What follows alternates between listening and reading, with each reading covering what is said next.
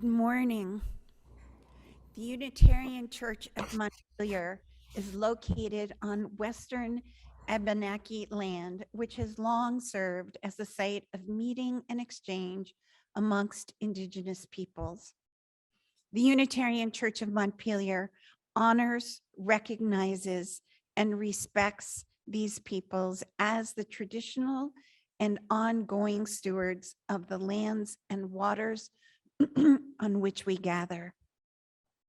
In that same spirit, we will respect, protect, and be good stewards of this land for as long as we walk upon it. I'm Ginny Sassaman, your worship associate this morning. Thank you for joining us in this time of worship from wherever you are, whether you are on Zoom, on Facebook, or watching the service on your own time. We deeply appreciate your presence and fellowship. The Unitarian Church of Montpelier is a Unitarian Universalist congregation founded in 1864. We are a religious community that welcomes all as we journey together, seeking spiritual wholeness and justice in this world in which we live. Whether you are a newcomer, a longtime member, or somewhere in between, you are part of our community, and we are glad that you are here. If you are joining us in Zoom, the chat function will be on for much of the service. It is a great way to publicly welcome and support one another, to affirm the hard work and effort of our worship team, and to share good thoughts and positive vibes with each other. For technical issues or constructive thoughts, please private message one of our Zoom hosts, indicated with an asterisk by their names, or join us in coffee hour after this service to share your thoughts with them. Thank you to our virtual greeters who are offering hospitality and tech help throughout the service. Additionally, on Zoom, click on the live transcript button wherever it lives on your screen for increased accessibility. I have just a few brief announcements about the life of our congregation.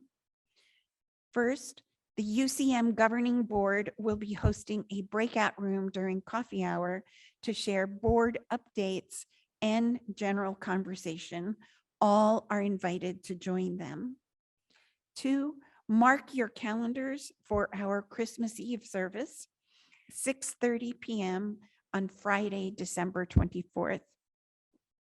This will be a virtual service like our Sunday morning services. More details about this and our other December holiday offerings, such as solstice circles, an outdoor carol sing, and an outdoor no rehearsal Christmas pageant, will be shared in a special email announcement in the next couple of days. Finally, please read the e-newsletter to learn more about the many upcoming events in our church community. And now, let us enter more deeply into our time of worship with the prelude.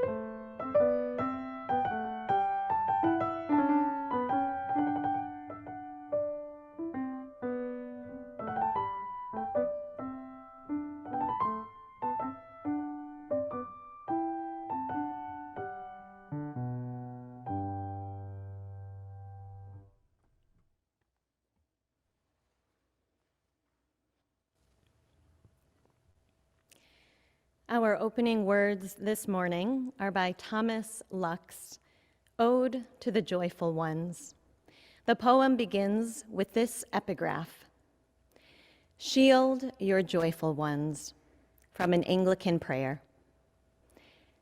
That they walk, even stumble among us, is reason to praise them or protect them. Even the sound of a lead slug dropped on a lead plate, even that, for them, is music.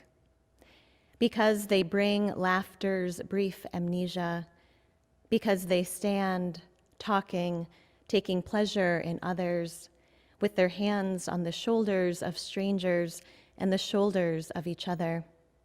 Because you don't have to tell them to walk toward the light.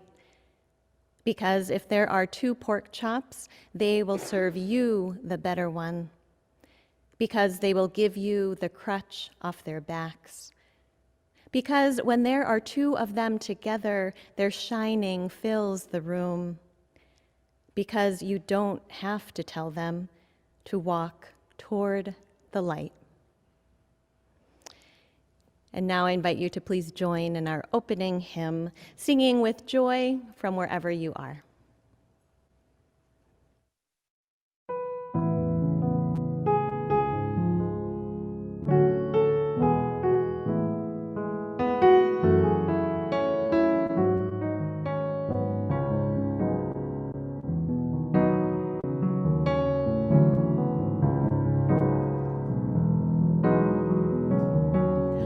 O come, Emmanuel, and with your captive children dwell. Give comfort to all exiles here, and to the aching heart bid cheer. Rejoice, rejoice, Emmanuel shall come within as love to dwell. Oh, come, you splendor very bright, as joy that never yields to might. Oh, come and turn all hearts to peace, that greed and war at last shall cease. Rejoice, rejoice, Emmanuel shall come within as truth to dwell. Oh, come, you day spring, come and cheer our spirits by your presence here, and dawn in every broken soul as vision that can see the whole. Rejoice, rejoice, Emmanuel shall come within as light to dwell.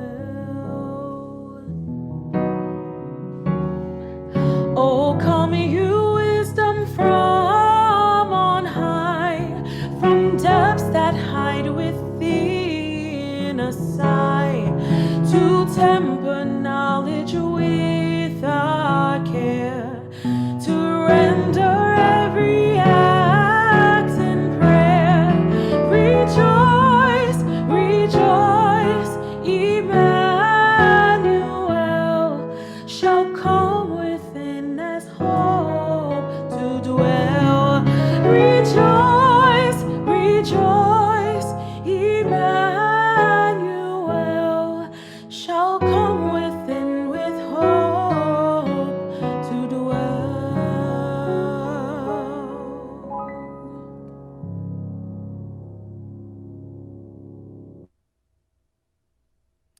Beautiful.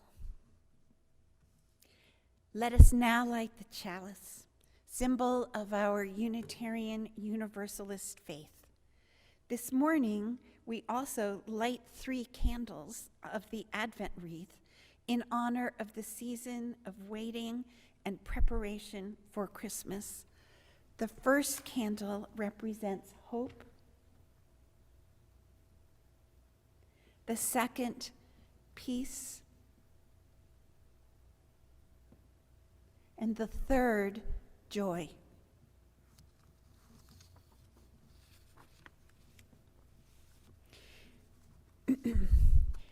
And now, as Bryce Douglas, member of our tech team, lights the chalice, I'm waiting for the covenant screen.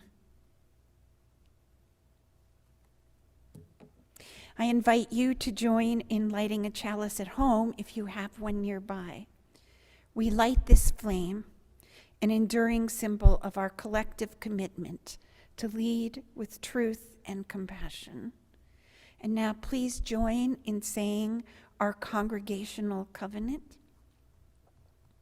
We covenant to speak honestly and listen deeply to each other and the voice within. Treat each other with compassion and honor our differences. Take responsibility for the impact of our words, actions, and inactions have on each other. Support each other in times of need and of grief, and celebrate the beauty and joy in our lives. Honor the gifts of the past and be gentle with each other as we grow. Encourage each other in the brave work of creating a more beloved community and a healthy, sustainable world. And forgive each other and start again. Thank you, Bryce.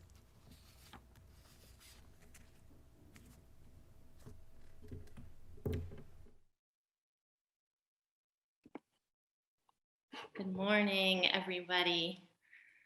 It's lovely to see you all on our Zoom screen, and I welcome you this morning to the Time for All Ages.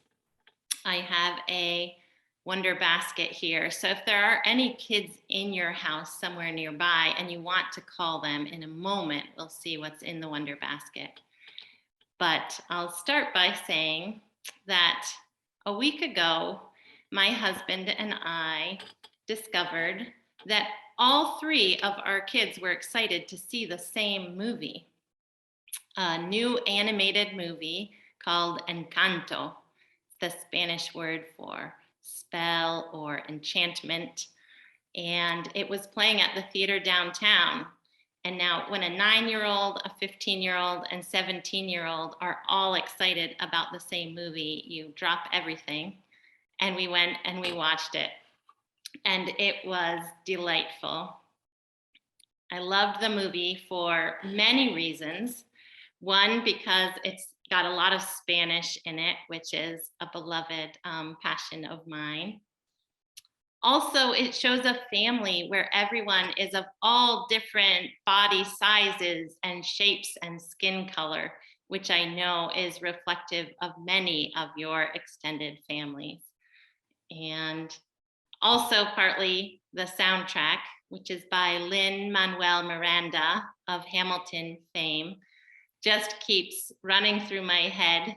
We have been blasting it in the kitchen on these sleepy December mornings to help rev us up for the school day and work day ahead. So I highly recommend the soundtrack. But also because the message of the movie is very in line with our worship service this morning, which is what has to do with the contents of this basket here. What I have inside is a gift. This is a Christmas gift that my daughter Marissa eagerly wrapped up in this gift bag earlier this weekend. It says no peeking, and I promised her I would honor that. But this time of year, we have many gifts, right? The season of Hanukkah, Christmas, Kwanzaa, many reasons to share our gifts. But the sharing of our gifts is something that can happen all year. And that's a bit of the message of this movie. I want to share some pictures of the movie to put you in the spirit of it. Here we are. You can see the Familia Madrigal, the Madrigal family. They live in a town called Encanto. It's a village hidden away in the hills of Colombia. And they are the founding family of this village. And they have a magical blessing where each child that is born to Abuela, who's here in the center holding the candle, is given at some point in their childhood a magical gift, really like a superpower. And each new generation receives a magical gift. You can see some of those characters here. Is Luisa. Luisa was given the gift of super strength. She can carry donkeys and put them back in the pasture if they escape. I had to include this picture for Danya and the choir. If you ever wanted to get the piano from the sanctuary down to the vestry, you could just ask Luisa to help you out. And then we have Isabella. Isabella has a gift for bringing beautiful flowers anywhere with the wave of her hand. Pepa, she can shape the weather with her mood, whether she's in a sunny, glorious mood or a stormy, dark mood. It shapes the entire environment around her. And here is Bruno. Bruno has the power of seeing the future. Julieta, Aunt Julieta, she has the power to heal and to cure with her food. So there she is preparing some herbs. And then there's Mirabel. You notice her door looks pretty different. Mirabel, right at the beginning of the movie, you realize she does not have a special gift. She's the only one in her family that, for whatever reason, was not given any special powers.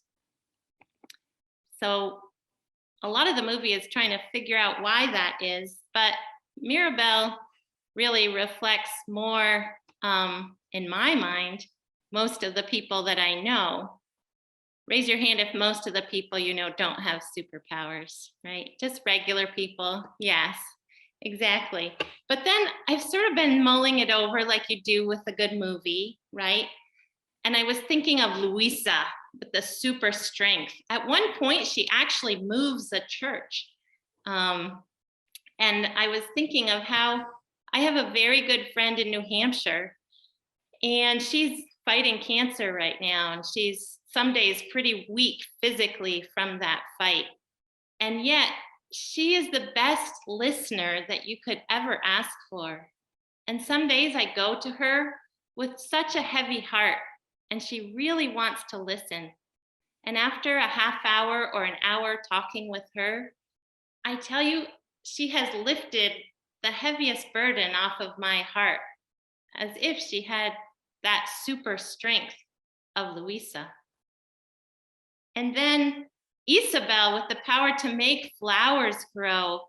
I think of Vicky Viens in our congregation and all the volunteers on the garden team that starting in the spring just make flowers appear around our beautiful, beautiful building and just share that joy with us.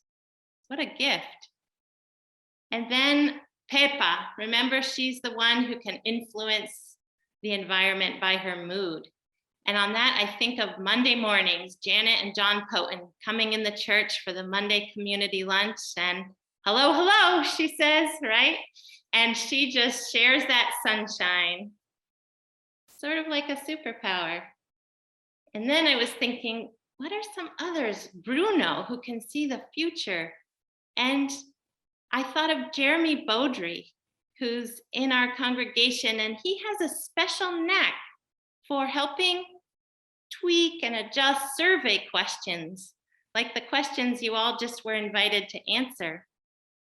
And with the help of this information from a good survey, a well-crafted survey, it will help us chart our path into the future in the best way possible. So while he can't see the future, his skill with those words really helps us create the future. And finally, Aunt Julieta, with her ability to cure through her food, Have any of you ever been the recipient or participated in the caring network of making a meal for somebody who's sick or someone who just had a baby? Raise your hand if you have felt the love of a meal when you needed it. Yeah. And that power, that has a real, true healing power. And so I invite you to think about that some of the most valuable gifts for our families or this congregation or the playground if you're a kid or your workplace, some of them might seem like pretty regular gifts, nothing very special. But really, when you use them with the people you love, can change the world. So we're going to be talking more about just what your powers might be in the rest of this worship service. Thank you for listening. Thank you, Liza. Now let's turn our focus to another form of gift, our generosity. Our generosity is also a form of love and gratitude. Our gifts freely given help us practice Unitarian Universalism within and beyond our congregation. Each month through the UCM Community Pouch Program, we share part of our collection with an important church fund or a community organization aligned with our values. During the month of December, our community pouch recipient is Migrant Justice. Migrant Justice is a grassroots organization founded and led by Vermont's community of immigrant farm workers dedicated to organizing for human rights and economic justice. Your contribution to the UCM Community Pouch this month will directly support this work. You can make a financial contribution today by donating online. Go to ucmvt.org and click Donate to UCM. There are options to contribute to the general fund, which supports the general operating budget of the church, the community pouch, or both. You can also mail a check to the church, or you can use our text to give option. Simply send a text message with the word give to 802-266-4848 and follow the instructions sent to you. We are so grateful to each and every one of you for your generosity in its many forms. Thank you. And we are also so grateful this morning to have UCM member MC DeBellina Doyle sharing her gift of dance in this morning's musical offering.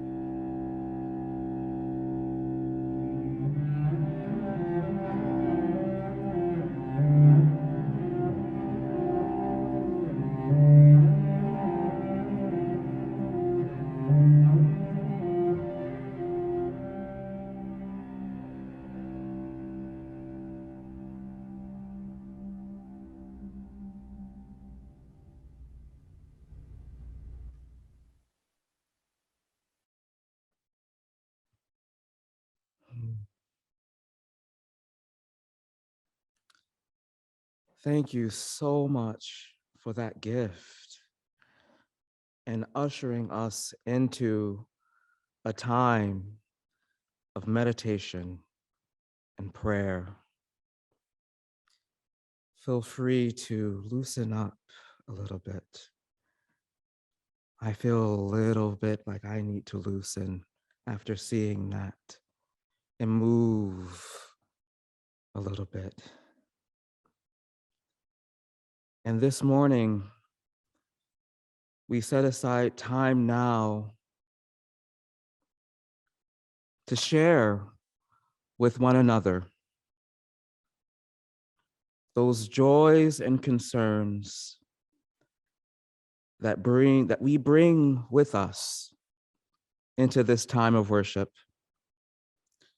And you may be celebrating something special in your life that you would like to share with all of us so that we can celebrate with you.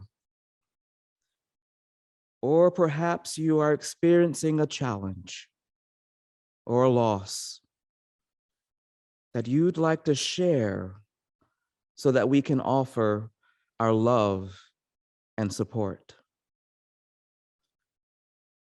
Denise Bailey, our lay pastoral caregiver, is available this morning to lend a listening ear of care.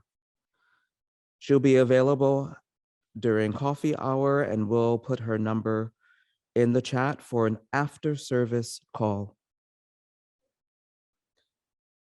At this time, please put in the chat your joy or your concern or your sorrow so that we can offer you our love and support.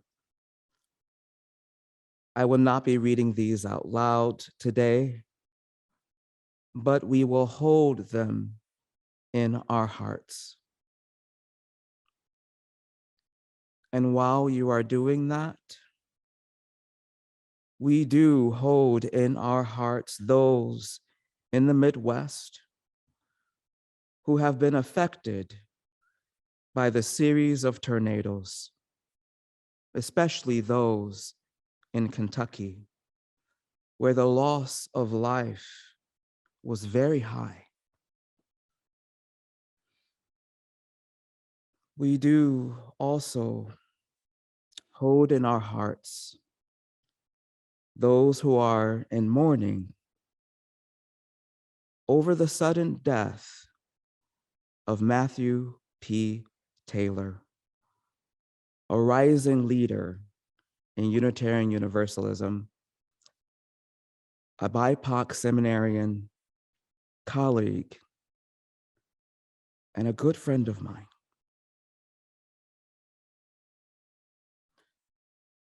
We hold in our hearts also those who have been affected by the ongoing pandemic, those caregivers,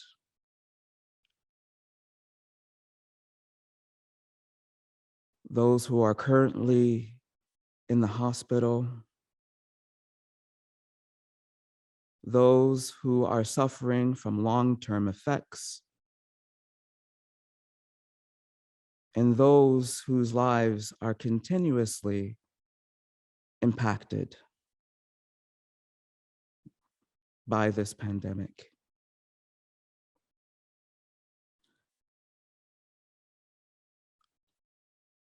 Friends, would you breathe with me? A nice breath in and a long breath out.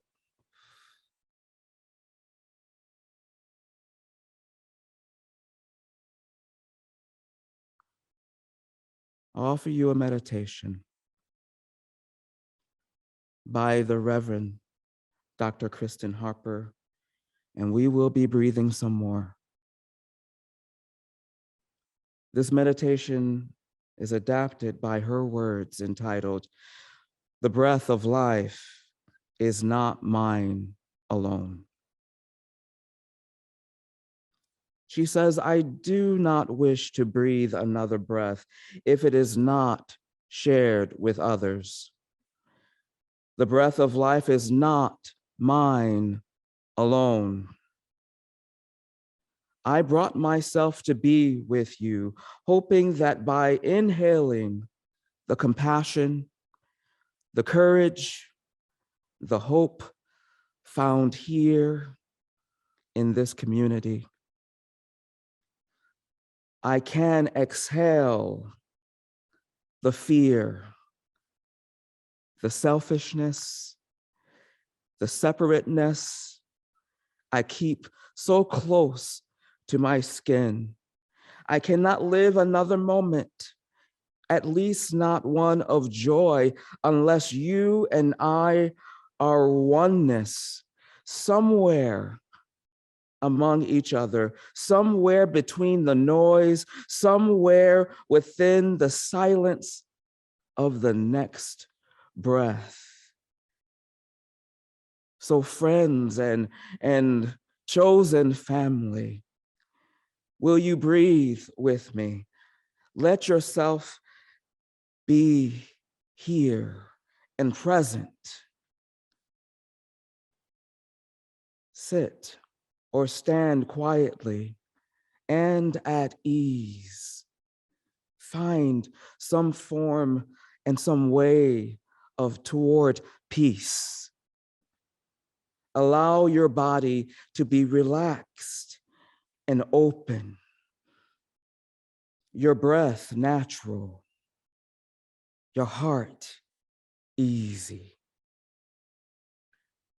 We are going to inhale to the count of 3 and exhale to the count of 7.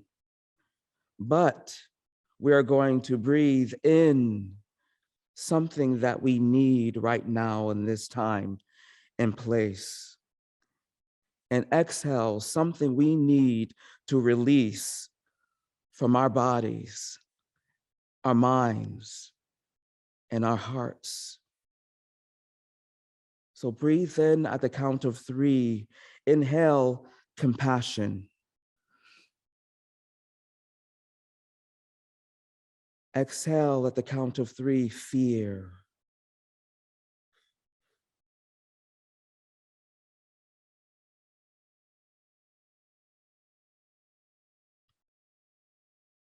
Inhale courage.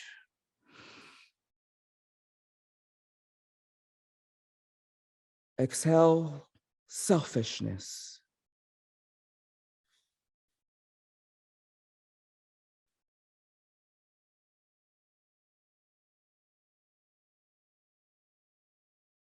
Inhale hope.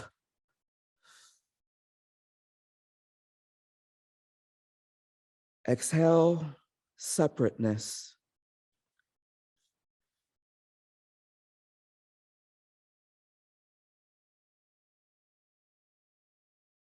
This time, inhale whatever you need to take in to you.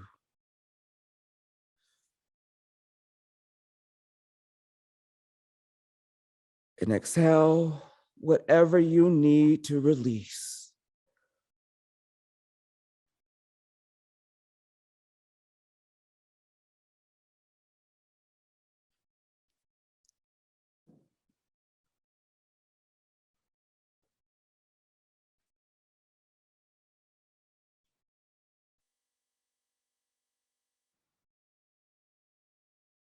Now, join me in a brief time of meditation, after which we will sing together, Spirit of Life.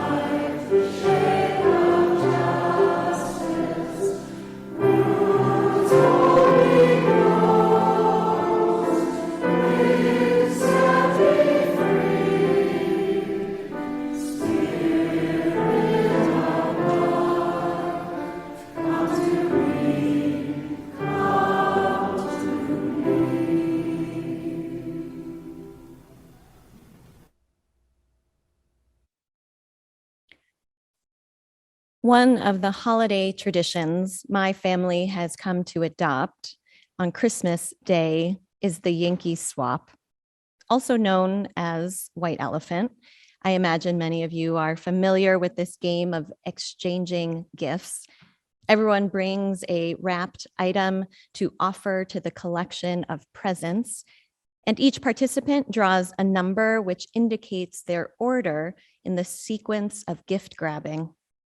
To make things exciting, most versions of the game allow you to steal a gift from someone else that has already been opened.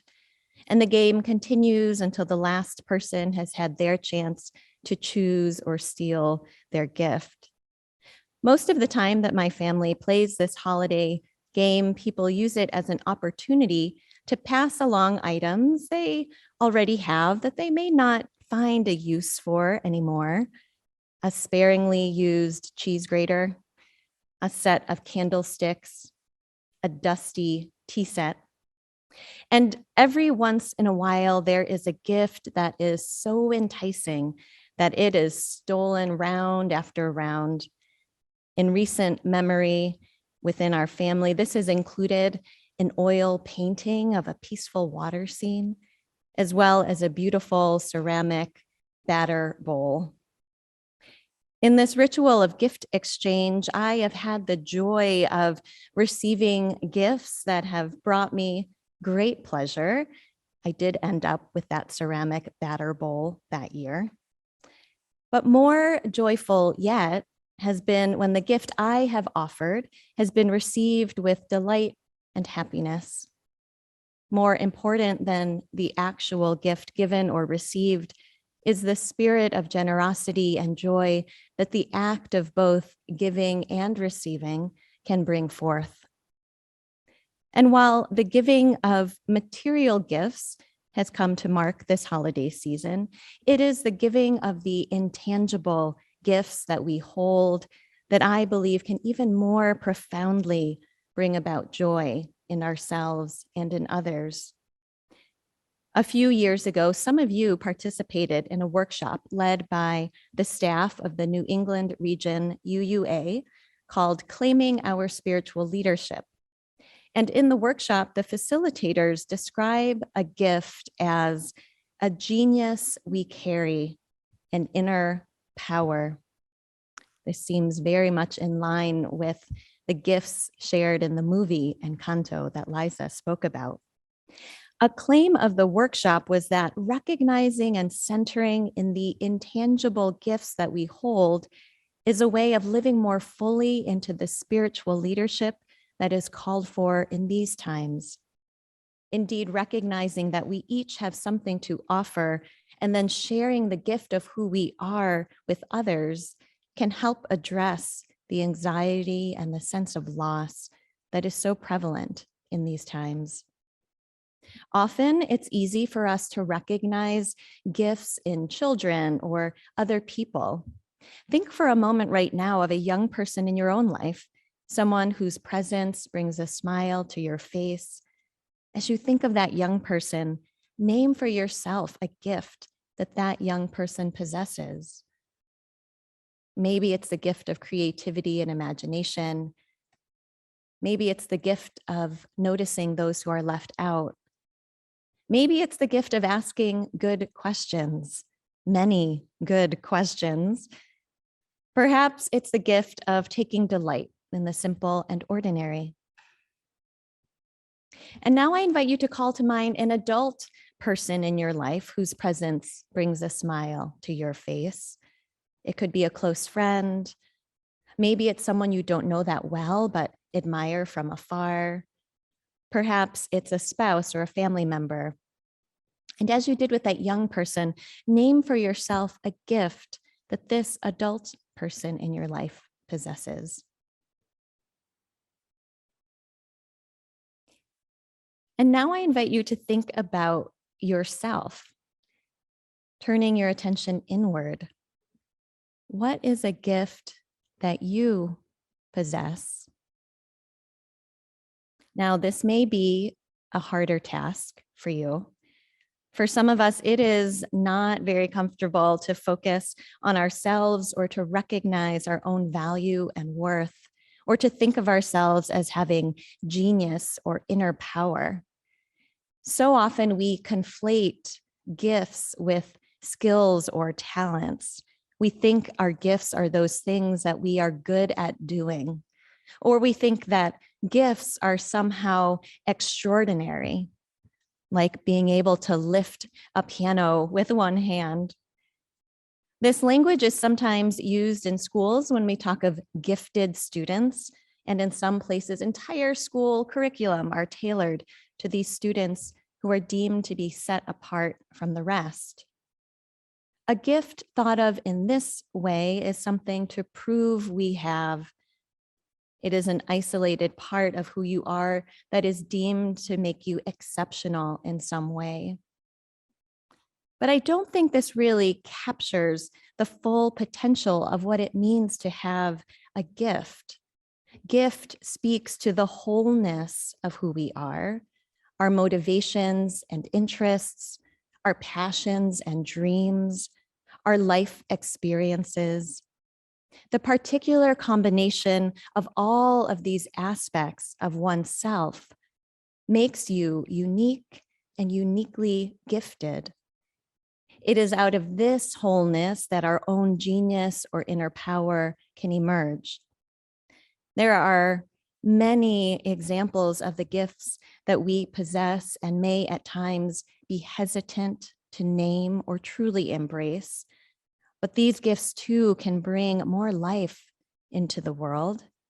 Some of you have the gift of bringing people together into a team, of sifting through facts to make decisions, making decisions using your gut, being reserved and observant, being gregarious, being focused on relationships, having lived through many significant historic events, connecting especially with animals in the natural world, singing, rhyming, playing beats, drawing, painting, sculpting, paying attention to details, taking in the big picture, being enthusiastic, being thoughtful, being aware of the magical, knowing what others need, healing through food or touch or song. Your unique makeup of how you show up in the world is a gift. Living into our gifts, we become more fully who we are. We are more alive and tuned in to our inner sense of calling and more connected to the world and the universe, which needs the blessing of our gifts and feeds our joy. In order to truly tap into that power or gift, we have to have somewhere and some way to deliver those gifts. And it is in community that we become more aware of those gifts. It is in community that we can feel the joy of our own unique calling and the ways that others are called to also share their gifts. Community can become a place of freely and joyfully exchanging those intangible spiritual gifts of who we are. And I also believe that the joy that comes from sharing our gifts comes when we share them unconditionally. In the book Economy of Grace, the theologian Catherine Tanner describes unconditional giving as giving that is not obligated by the prior performance of the recipients, and that is not conditional upon a return being made by them. She further states, the more unconditional that giving was, the giver had no prior relationship with you. The giver could have avoided having anything to do with you. You hadn't done anything for them, and so on. The more wondrous the sense of gratitude and joy. It is in community that this kind of unconditional giving can be fostered. Community can become its own economy of grace as we freely and unconditionally share of our gifts. In this economy of grace, we relate to one another and meet one another's needs through the gifts that we share without expectation of that gift being reciprocated in any particular way. It was a joy to me to witness and experience this kind of gift giving at the Holiday Fair concert last weekend. Musicians from within our church community awed us with the beauty and creativity of their music. John Poten, the concert MC, provided warm, welcoming, and affirming hospitality to audience members and musicians alike. And I was especially taken by the creative brilliance of a rewritten holiday tune by UCM member Sandal Kate and sung by Paula Gills. I will not attempt to recreate it in this moment, but if you missed it, I encourage you to check it out. The video will be on our YouTube page in the next few days. There are so many ways that I witness you employing and expressing your gifts in ways that bring more delight, humor, and joy into the world. You share your gifts to express caring, to call out injustice, to bring people together in common action. You share your gifts of listening deeply, of planning strategically, of remembering history. You share your gifts of helping others feel valued, of welcoming the stranger, of not judging other people or their circumstances. There is no shortage of need in our world right now for each of your gifts. Within the smallest sphere of your life, I assure you there is someone who will benefit from you sharing your genius and inner power. And in the greater world, there is pain that can be healed. There is injustice that can be made right. There is suffering that can be alleviated when your gifts are given away unconditionally and with joy. And I invite you to reflect for a moment on your own gifts once again, and on the question, what is a gift I wish to share unconditionally and with joy? In a few moments, we will give you the opportunity to share with others in conversation about this question. So if you have wandered away from your device or computer, I invite you to return. You can hear the sound of my voice. Maybe you went to get a cup of coffee or do a few dishes. Come on back. Liza will be creating breakout rooms of up to 6 people here on Zoom. And when the rooms open, you can simply click join to go to your assigned room. And with the others in your group, you will have 5 minutes to take turns sharing aloud the gift that you wish to share unconditionally and with joy. The rooms will automatically close and bring you back to the main room at the end of those 5 minutes. If you'd prefer not to go to a breakout room, you can click not now when the rooms open, and you will stay right here where you are. If you're watching the service on Facebook, you'll continue to see and hear what is happening right here in the sanctuary. So let us all reflect for a moment on the question, what is a gift I wish to share unconditionally and with joy?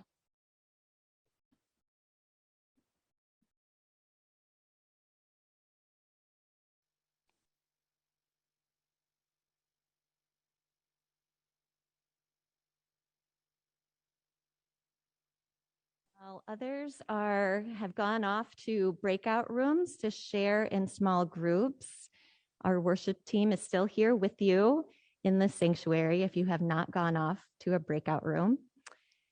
And Ginny and Vertus and I are going to take a moment to do a little sharing ourselves of what is a gift that each of us wishes to share unconditionally and with joy. We're going to take turns here. I'm going to start with Ginny. Okay. So I'm not sure where to look here right now. Look there. I'm like Liza's friend, I think, that my gift is listening. And I do feel like that is something I can just do unconditionally with anybody. Listening doesn't mean agreeing necessarily, but I can do really deep listening. And I feel like that is a gift to both the person I'm listening to and to myself.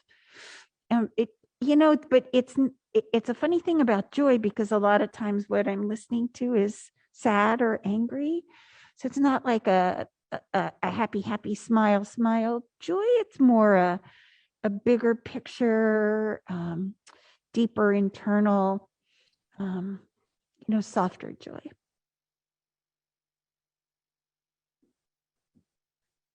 Nice. I like that.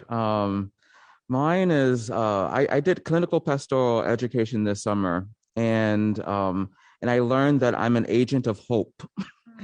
So that's who I am. And my gift is inspiring passion, inspiring joy, embodiment of spirit. So that if you're down and distraught, I can like go like this with different ways of embodying it myself, and then releasing it into the world and releasing it, and hopefully people can feel that hope, that joy, that passion, that spirit, that energy, because I need it myself. So that's my gift. Thank you, Ginny and Vertus.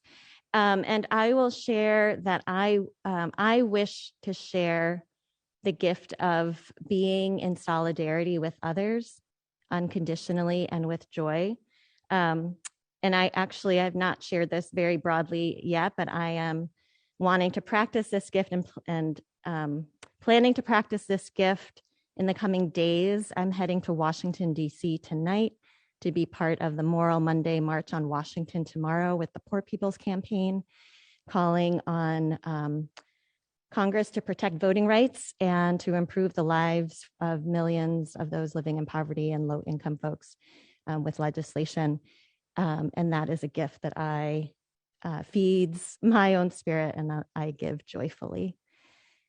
So I think in just another minute, folks who were in the breakout rooms are going to come back. I invite any of you who are still in the main room with us or on Facebook, feel free to share your response to the question in the chat, in the Facebook comments.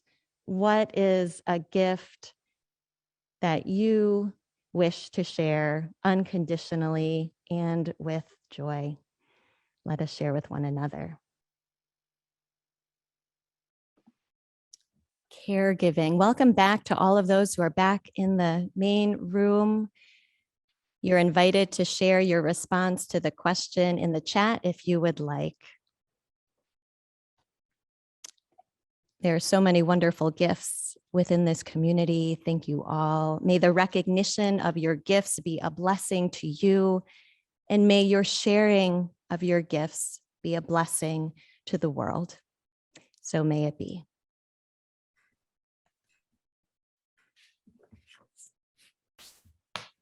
For our closing hymn today, another friend of UCM will be sharing her wonderful gifts. Please join Erin Kelly in singing "There's a River Flowing in My Soul."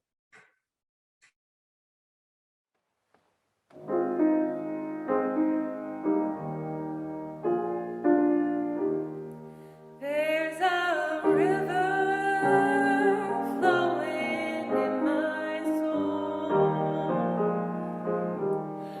There's a river flowing in my soul, and it's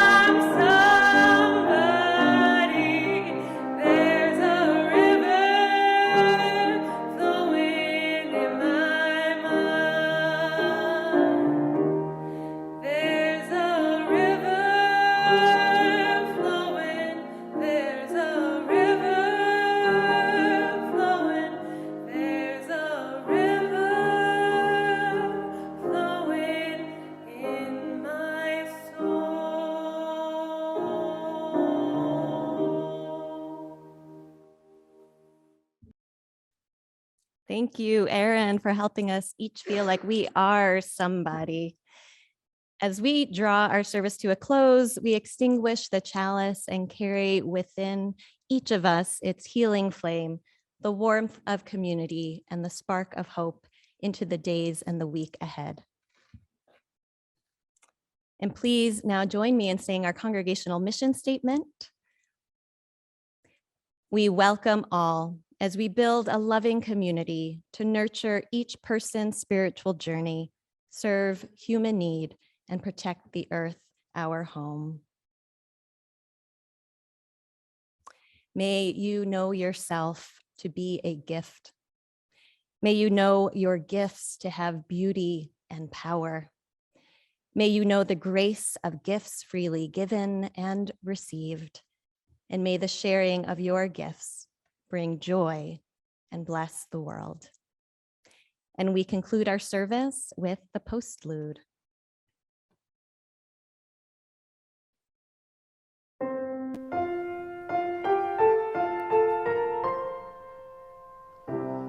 Tis the gift to be simple, 'tis the gift to be free, 'tis the gift to come down where you ought to be. And when we find ourselves in the place just right, 'twill be in the valley of love and delight.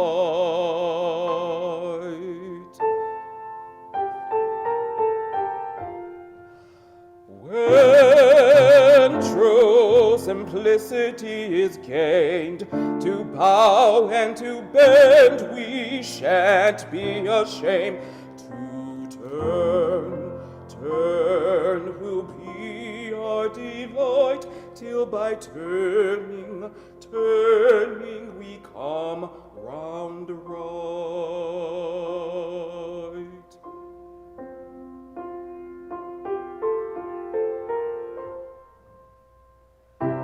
'Tis the gift to be simple, 'tis the gift to be free, 'tis the gift to come down where you ought to be.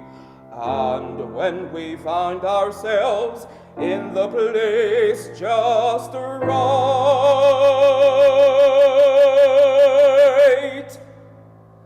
'twill be in the valley of love and delight.